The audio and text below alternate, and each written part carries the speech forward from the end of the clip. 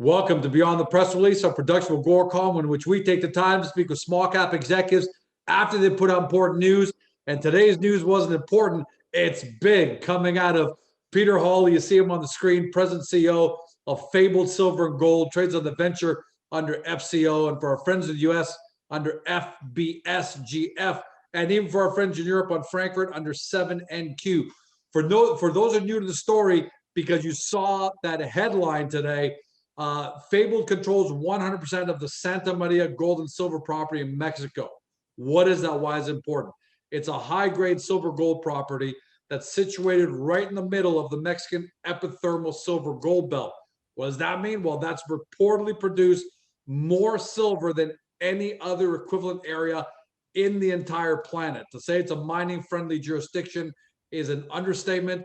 Multiple major operators are in the vicinity. And it's already got a silver equivalent 43101 of 3.2 million ounces, but they're looking to add to that significantly. And today's headline, Fabled Intercepts, is not a typo, 2,269, I'm going to call it 270 grams per ton of silver in newly defined bonanza grade mineralized chute. Peter, welcome back. Thanks, George. You're doing so well. I was really getting off on this, watching it go.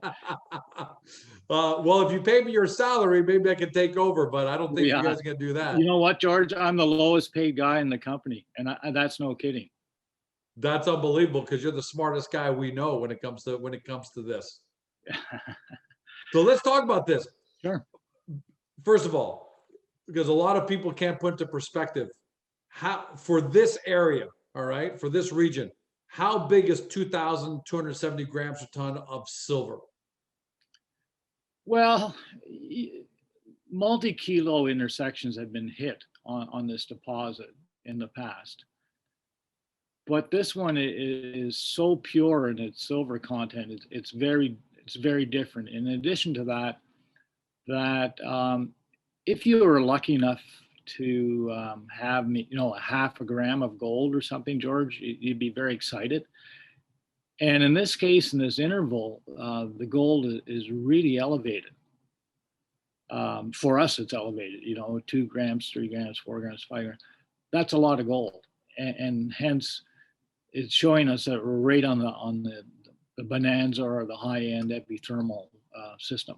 And also, if you notice, with the 2.2 kilos, which is about 72 troy ounces, that very little lead with it. A lot of times you'll see lead with silver, reporting with silver, because it's coming from galena. And in this case, you don't see, or you almost see no lead. And the reason why is it's part native silver, argentite, the high temperature silver sulfates, and this really points us to the temperature and where to go next. So yeah, very important, and yes, quite usual for the property, but unusual for a lot of other properties too. So in the quote, here's what I like to, you actually said, silver is the driver of the potential economics of the project. But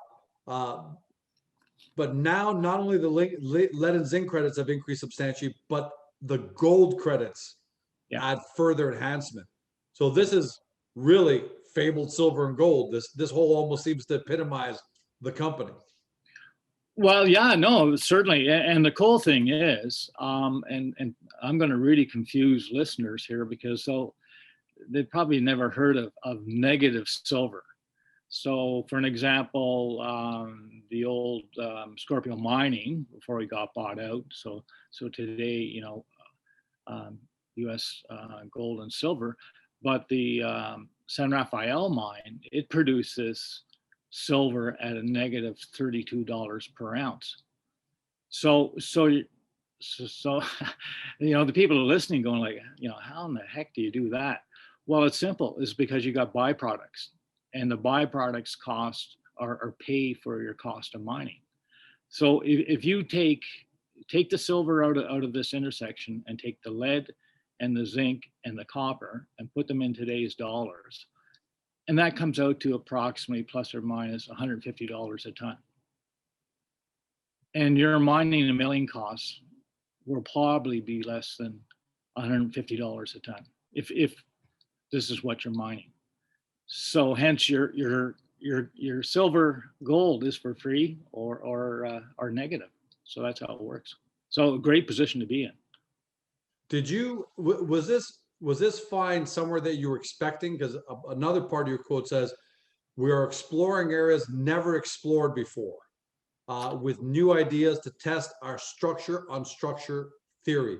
Is this part of never explored area?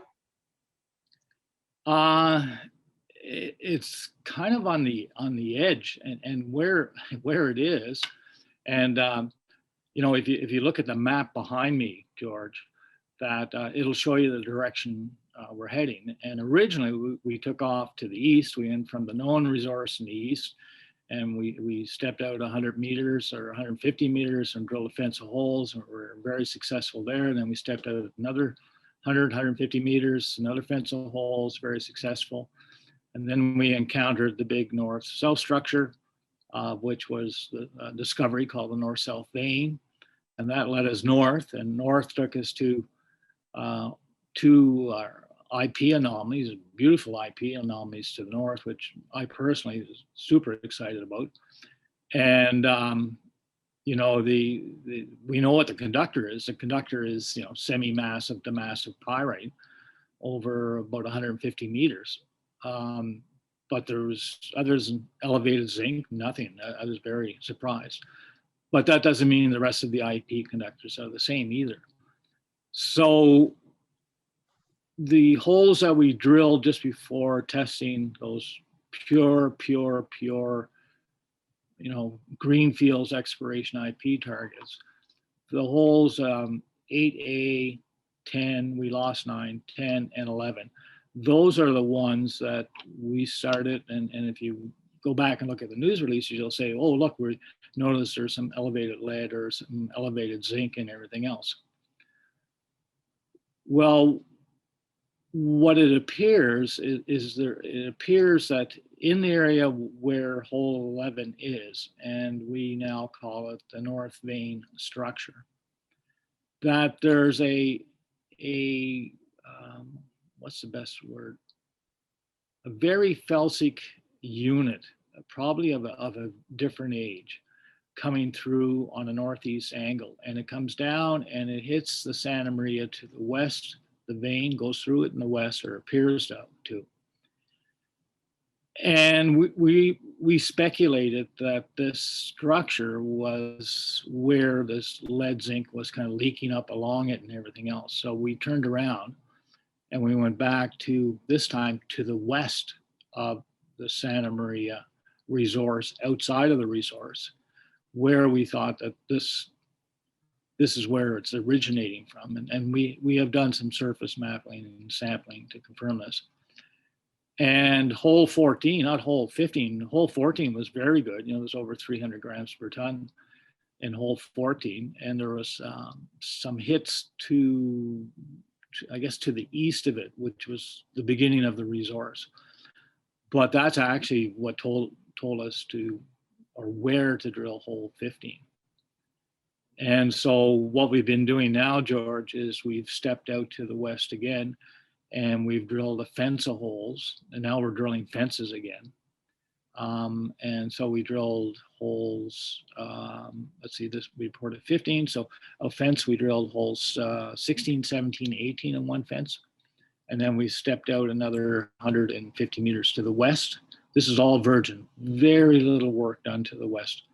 And presently on the second fence right now. So, we're expecting to see elevated, extremely elevated gold grades, and approaching bonanza silver in certain holes. If you're right, what do you think you guys have there? And I'm not talking about in terms of, quantifying it, but how important of a discovery would it be if you guys are right?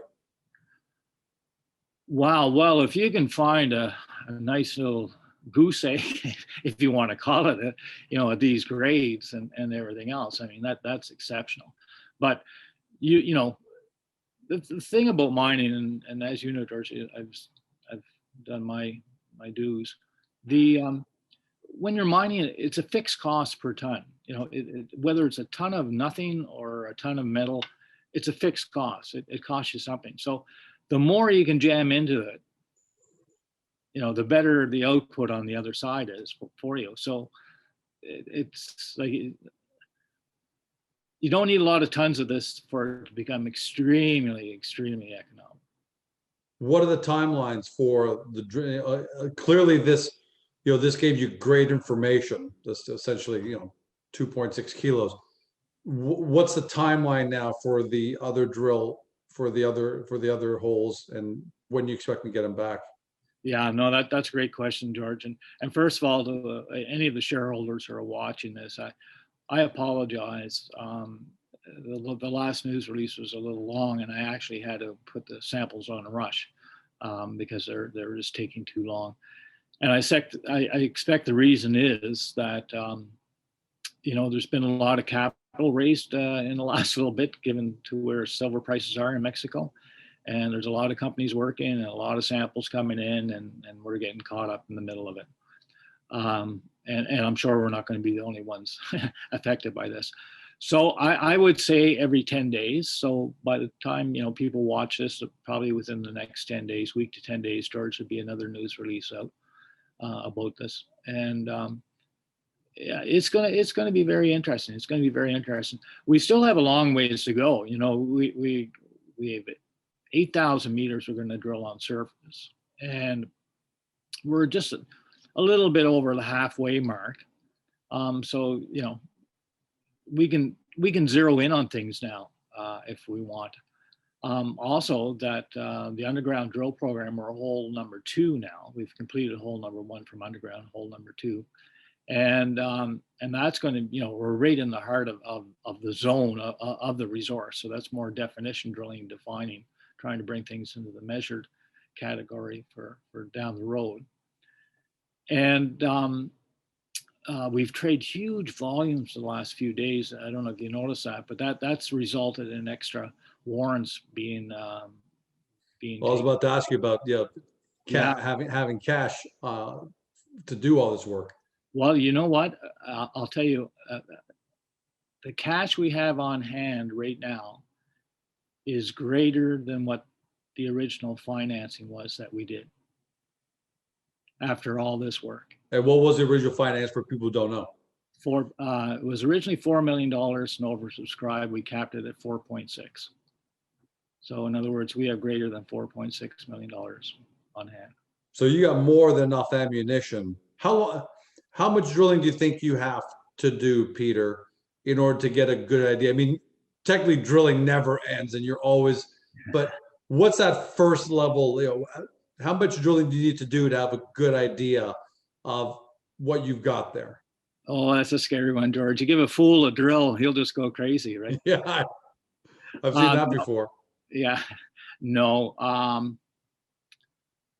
You know what? I bet if you did another 8,000 meters of drilling, concentrated from what you found out from this round of drilling, that not only could you come up with a very high level resource category at a very high level grade, that you could have probably started applying some economics to it if you wanted to go that way, or you could just keep drilling it out. There's a certain point where there's a trade-off, right? What's the timeline if to do that extra 8,000 meters in Mexico where you are? If you're in the Yukon, it's a different story, Northwest Territories, but you're in Mexico, so well, we can drill bigger windows. Yeah, no, we can drill all year round. I mean, there's no end to it. Originally, I told the shareholders of the company, I thought the original 8,000 meters would be done by the end of May, and we had started in middle of December. So that was 5 months. But, we're drilling with bigger core now because of ground conditions sometimes, and that's slower penetration rate. Some of these are deep holes. We did have some ground conditions. We did lose one hole, so all these things, and you're moving around the countryside. I went east, and now I'm west on the other side now, and all these moves take time, and everything else. But you able to ballpark it? I'm not going to. We're not looking to pin you to a specific day, but ballpark for people. Does it take 2 years? It takes 6 months. If you can ballpark it, what how long will it take to get that extra 8,000 meters done if you went and did it? if I went and did it back to back to what we're doing, it would probably, I'm guessing, probably take to next spring. All right, so Almost year's time. Yeah. Not that far. As 3 seasons. We're already in summer. We just we're pretty much on the doorstep of summer right now. Yeah. No, but that's what it would take, because you're going to be compiling this stuff as you go along and try to fill in this place and that place and back and forth. But how optimistic should shareholders feel about what's going on in Santa Maria? Based on I think it's really cool, because people have always heard me harping about this, but and I've always said we're doing exploration. Well, we are, and we were exploring. We've been exploring, and with great success to the west, which led to the north-south structure discovery, of which still has to be followed up. There's only one drilled hole in it, George. So that it's open on strike and at depth, so we have to determine that, and also the evaluation of our northeast structure cutting through that thing, coming down through the Santa Maria structure where we're drilling now. So I think the public not only should they be following this very closely in the next bunch of holes. So and I'm basically putting a gun to my head and saying either they're going to be good or they're not going to be good, and we'll see. Assays are assays, but well, the difference with you is you've done it twice. This isn't George Silver and Gold, where George has never done it. And he's either overly optimistic or idealistic, and everything is unicorn. There, you've exited a couple of times already. So if you're feeling good about it, we know that doesn't give one any guarantee. We know that, but it's nice to see how optimistic you are. Oh yeah, no, I am, and this has everything going for it. I mean, location and toll milling available if you wish, and workforce, and historic camp. Consider if you want to consider some of the other things that I did in my past lives, this thing would be a walk in the park if you wanted to turn it on. How many? And by the way, there are going to be people who are watching this for the first time because they see this headline. You're in a great neighborhood, right? How many hundreds of millions of ounces of silver have been produced over the last 500 years? On this belt. Yeah, this is George's trivia pursuit. 800 million. Yeah, and our next door neighbor, that we butt up against, has produced 500 million of those and is still in production. Too bad we couldn't buy stock in that company about 400 years ago. Yeah. No, that would have been a good long-term investment for sure. Well, Peter, the good news is it sounds like we're going to have you back right away, because you're right in the middle of this. I could try and, pardon the pun, drill down more, but the fact of the matter is the drills are turning right now. And rather than playing too much of the guessing game, let's let the drill tell us, because it sounds like you're going to have more every 10 days or so. You're going to have results coming back to tell us even more and more. Yeah, because we have 2 drills going, right, and the drills working underground. Those holes aren't that long, so those will be coming out fairly fast. Turn around on those, and these ones we're drilling, fences. So as their holes get longer and longer, each hole. So shallow one to the long one, and should have the shallow one back. So yeah, it should be a good news flow. Look forward to telling everyone about it, George. And I think I still owe you a dirty taco down in Mexico someplace. Hey, we'll be there celebrating. Hopefully we'll be enjoying that taco while we're celebrating. Okay, good deal. Excellent. But thanks for joining us, Peter. Fingers crossed. Great job what you guys have done with this set of drill results, and fingers crossed that the next set continue to confirm your theory. And what we'll do on the next one is actually have the map up so that you can talk to it about exactly what the theory is and which way you're going, and that way everyone can really visualize it too. Absolutely, guaranteed. Thanks for joining us, Peter. Good luck. Get back out there on the right on the drill. Okay. Yes, sir. Right at it. Talk to you later. Thanks, Peter. Okay. For everybody at home, you've been watching or you've been listening by podcast on Spotify, Google, Apple, or your favorite podcast platform, to Peter Hawley, industry stalwart, success track record that's very hard to beat. He's a president CEO of Fabled Silver Gold, trades of the venture under FCO and FBSGF for our friends in the US, and 7NQ for our friends in Europe. For those new to the story, because you saw this big headline today, the way to do your due diligence is start off on the Fabled profile in Agoracom, because we know, with exploration, there's a lot of jargon, a lot of technicality. So we've kind of got big picture there for you.